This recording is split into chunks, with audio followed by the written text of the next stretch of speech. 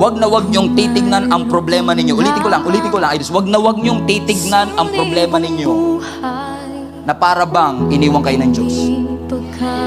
Wag na wag niyo pong titignan ang problema ninyo na para bang hindi naging tapat ang Panginoon sa atin. Wag na wag nating titignan ang mga closed doors ng buhay natin na para bang hindi kayang gawin ng Diyos yung dati niya nang ginagawa sa atin. Kasi ang katotohanan, may mga chances at may mga pagkakataon pa nga sa buhay natin na minsan si Lord pa ang nag-o-orchestrate ng challenges. Ilalagay niya talaga sa harap natin.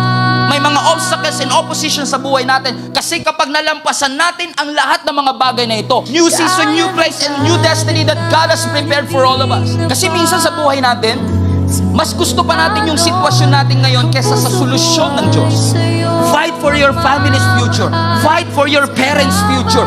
Fight for your children's future. May obstacle, yes. Don't let the presence of obstacle.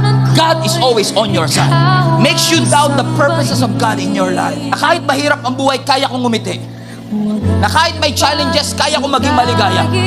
So just keep on moving forward and keep on walking, because pushing forward is a testimony that God can sustain you and God can bring you out.